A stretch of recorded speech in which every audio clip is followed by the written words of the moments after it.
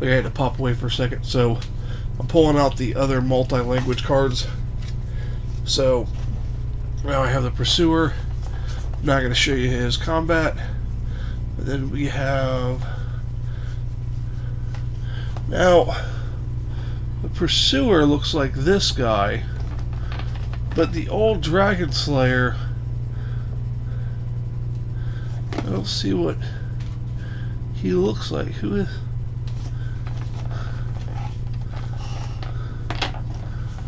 Is this mini used for both the old Dragon Slayer and the Pursuer, maybe?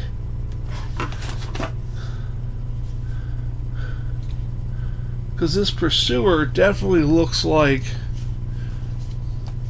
this guy. He looks like this guy. But I don't see the old Dragon Slayer. I don't see what he looks like. So...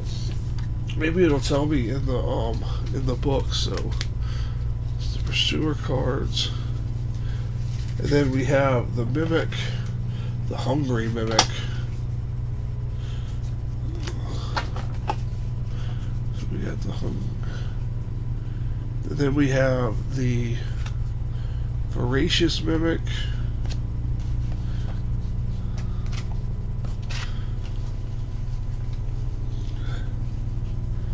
Then we have, I'm not sure, treasure chest cards? What? That is strange. Oh, it could be a trap. You draw a treasure chest? Oh, that's crazy. And then you have the two cards. You got a Firebomb Hollow and a Silver Knight Sword Spearman. So that's the two enemies. So, do you shuffle these up, and when you draw a treasure chest, you have to see if it's trapped or not? That is wicked wrong. Wow, you talk about making it harder? That is definitely going to make it harder. So,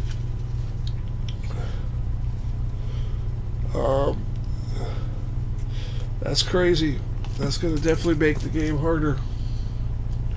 So let's take a look at the little cards. Then I'm going to wrap this video up. So we got our encounters. It looks like we got some level 1s, level 2s, and level 3s, about the same amount of each. And then here's some of the treasure you can add. This is just standard treasure that could go in the deck.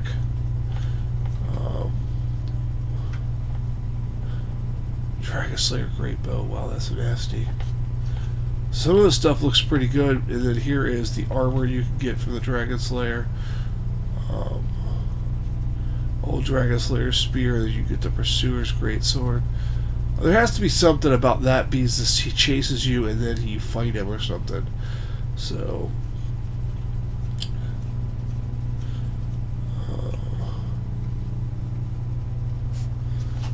okay, so there's some...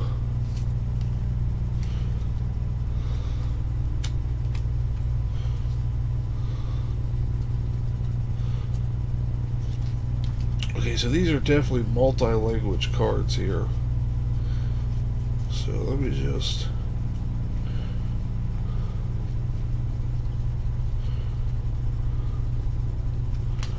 so there's not a lot of actual treasures you get. You get... these are the two treasures from the Pursuer and the thing. You get 1, 2, 3, 4, 5, 6, 7, 8, 10, 11, 12, 13, 14, 15, 16, 17, 18 regular treasures. So that's what you would be adding to your treasure deck after you removed, I believe, the same amount of cards. So, but that's weird. They give you all the languages in there. That's good. So they only have to make one box. It's probably cheaper that way than making language-specific boxes. In some areas they don't sell and they're stuck with them. So that's that. Looks pretty interesting. Nice little campaign to do in the back of that one. That was the Explorers Pack. Anyways, guys, you can see what I'm playing on my social media sites here. Visit me there. You can also check out my Patreon for coming soon, Patreon exclusive content, and also free to the public just by visiting Patreon content. Talk about the games I'm doing, the models I'm working on, all that good stuff. Thank everybody for your support. Thank you, my subscribers. You are rocking it, and I appreciate everything you guys do, and I hope you guys have a fantastic day. Welcome to Engineering Scale Models Presents Tabletop Strategies. Today we're going to be looking at some stuff for Dark Souls the board game. I have the character expansion, the Phantoms expansion, and the Explorers expansion. This will be a blind look. I've just taken the plastic off. I do not know what's in these boxes, but I am a huge fan of Dark Souls the board game. So let's go ahead and go to the boxes. Here's what we got. We got the character expansion on top, and then we have the Phantom expansion, and then we have the Explorers expansion. The character expansion I've been waiting for about a month. It took me a while to get a copy of it. So this is the one I'm most looking forward to. I believe it has a bunch of extra characters that you can play as. So this is the one I'm most excited for. So we're going to open it first. Some people save it for last, but I'm opening it first. So we got the book here. Tells you about the characters, their minis, and some armor sets, and some... Oh, that's right. I think you get some armor cards in here, too.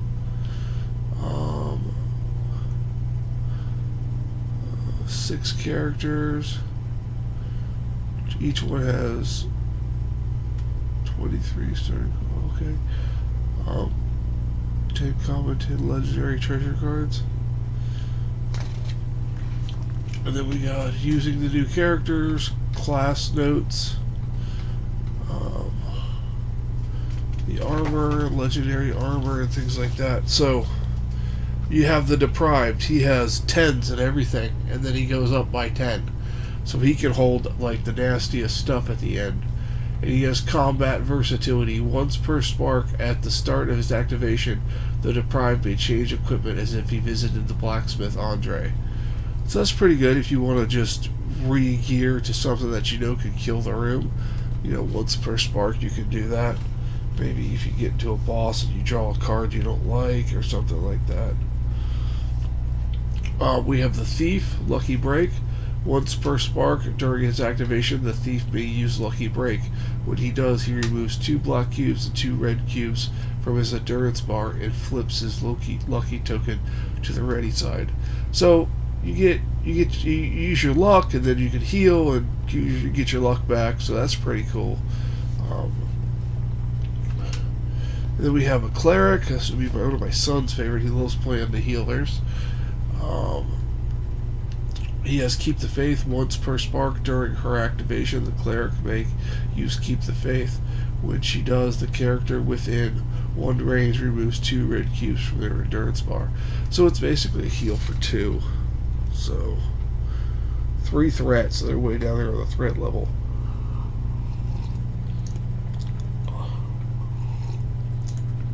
A lot of these starting stats are very low. Sorcerer. Spell Fury. Once per spark, when the sorcerer makes a magic attack, it gains infinite range, and its stamina cost is reduced by 3. So if you got a big spell you want to cast, boom, knock it out there. You know, you might really get some stuff on the first flip for this person on the thing. We have the Pyromancer. Explosive firepower. Once per spark, when the Pyromancer makes a magic attack, it gains a black die. The black die, really? Seriously? That's not like boom, you're gonna kill a bunch of stuff. But his stats are pretty high starting. His base is 12, 9, 14, 14. That's pretty good. So he might be here to get some decent gear in the beginning. Mercenary Rapid Strike. Once per spark during their activation, the mercenary may make an attack that costs 0 stamina, even if they've already used that weapon during their activation. Okay, so you get another attack with the weapon you just used at 0 stamina cost. I believe it has to cost 0 stamina. So he starts out 10, 16, 10, 8, so a little low, but not too bad. So that's that, and then we have the treasure cards. More sleeving for me to do. tons of sleeving. Wow, my sleeves by the case. So we have, this looks like these are treasure cards. Oh, these are the special armors. You have the Embraced Armor of Favor, Adventurer's Armor, Dark Armor, Crimson Robes, Black Knight Armor, Black Iron Armor, Guardian Armor, Havel's Armor, Katrina's Armor, Gold Hemmed Black Robes, and then you have the treasure for the transposed version of this armor. And that's what's in here other than the characters. All these here are the different armors that you can get in the miniatures. So then we have, yeah, just flipping through that sorcerer's card, his starting equipment. That's not bad. 1 stamina, you get a blue die and it's magic damage, range 3. That's not bad. It's not bad for a one-handed staff. What else does he get? He gets the Sorcerer Robes, gives him a blue and magical defense. And he also gets a shield, which gives him a black and magical.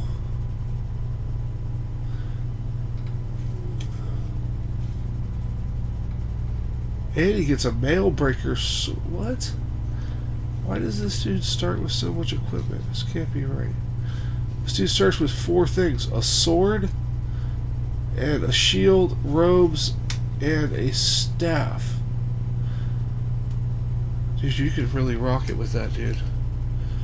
You could really rock it, dude. I think I want to play a sorcerer now. I think I really do. Maybe not a solo run, maybe a 2-player run with a sorcerer. Let's get this tape off here, check a look at these minis. I still have yet to found a storage solution for Dark Souls, the board game. So it's basically in its original box and in some other boxes. So a lot of it needs to be sleeved. Like I got the Darkroot expansion I haven't done anything with yet. So I'll be unboxing that soon too. I know it's old and there's tons of them out there already, but I'm going to do it anyways just so I can get my impressions on it. So the minis look good. Everything looks good mini-wise. Happy with that. They've always had good minis, so if I could paint, let me tell you, I'd knock this stuff out, but I'm not. I can paint a little good, but I'm slow, very slow, and it's not fun for me anymore. Just medically, I have issues with it also. So that was the character expansion of Dark Souls of War Games, Stage 4 Games. They also make my Resident Evil 2 that you all know I'm a huge fan of. Check out the series. Playing through his hunk. Phantom expansion, I have no idea what's in this. No clue whatsoever. It looks like some red people. Red people. Red people! What is up with the red people? Oh, there's a boss. I see boss styles. That's cool. Phantom expansion. Let's see here. It looks like we get some summons, and some invaders. What the heck is going on here? I think they introduced this invader thing to Dark Souls the card game, and I unboxed it for you guys. The version of the card game. That's weird. They got the same thing because I recognize all these symbols for cards that are in Dark Souls the card game. So I guess they can help you or fight you or. Wow, this is crazy. I'm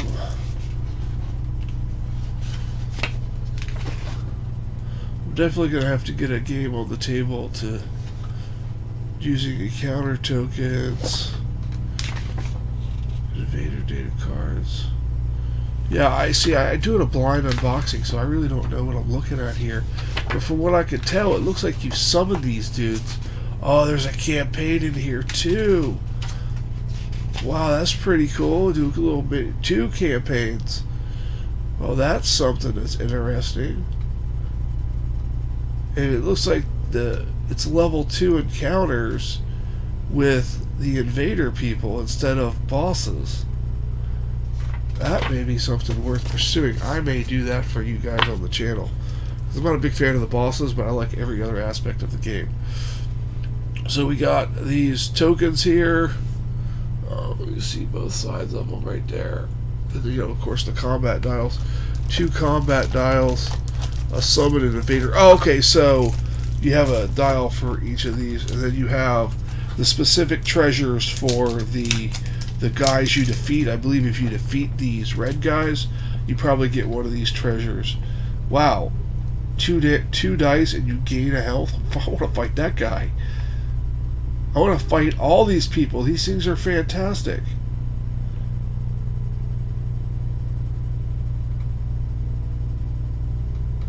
Your attacking 0 range grades push. Ring. You can attack with one-handed magic attacks in your belt as if they were equipped. That's pretty good. Moon ring. Armor of thieves. After you make a defense roll against an enemy in your node, it suffers 1 damage. Wow. Rolls a blue and a black for regular armor, 2 black. It can get 2 upgrades, while 32 strength, 18 dexterity. At the start of your activation, gain 1 health, a blue and a 2 blue on a shield. A blue and 2 blacks on a shield. Okay, so this is the ones if you fight them after you fight a boss, I believe. You get an orange. You're immune to bleed. Your attacks gain magic, and your magic's actually +1 damage, and it goes on your armor. Super weird spike shield. For 2 stamina, you automatically bleed somebody. Notched whip, a blue or an orange, it adds bleed. And 2 orange, and everybody in your node with a great axe. 2-handed, still gives you 2 defense. 1 of each, anyways. Only 34-17. Man, some people could, like a knight or something, I think, could use that right away. That is crazy. That is something else. That is some crazy, crazy cards right there. These are all going to be the invader cards with their health and their stats on what they do. We'll just skim through them real quick. I don't want to make this video too long. I mean, I saw those treasures and I was like, yes, please. And I do believe that you just don't add treasures to the deck. It tells you when to add them, and if you add any extra treasures from sets, you have to remove some from the original treasure deck. So yeah, this is basically all the stats for those invaders that you're going to fight. I believe you got some. These are all their attack cards. So that's basically what this is. There's just a bunch of people to fight in their attack characteristics.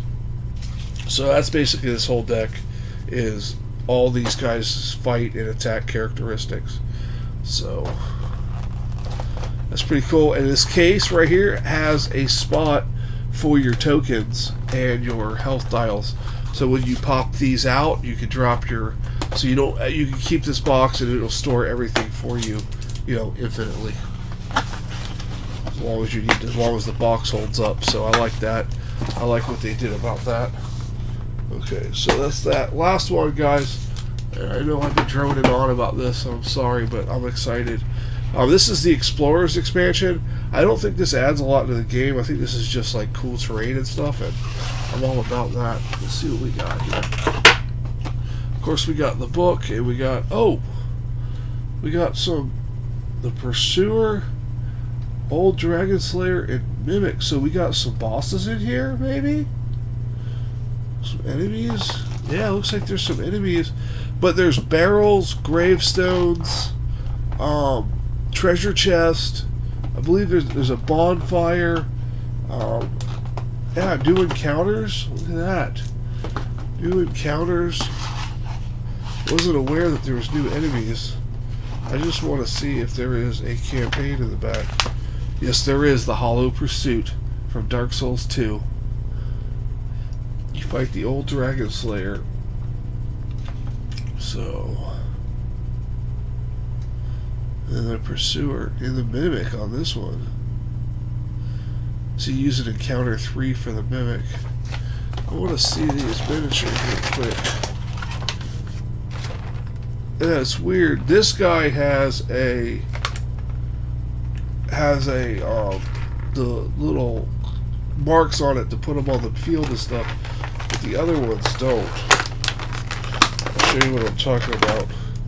Because when you have to do an attack with the boss, it has attacking arcs, and normally bosses all have attacking arcs on their base, but normally the bosses are huge.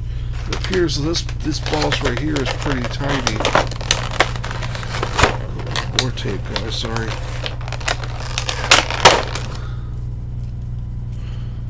I know that's right by the microphone, and it's going to be super loud. I'm sorry about that, guys. Yep, they taped it on 4 sides. And it looks like they put a spot for your dials in here too. For your 3 dials right there for these guys.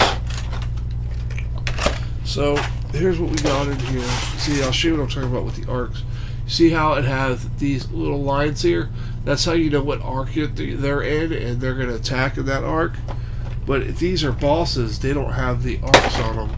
But it is pretty cool, a little chest guy. And then I guess you could have to fight him before he transforms. That's pretty cool. And then you have a treasure chest here. We have some barrels.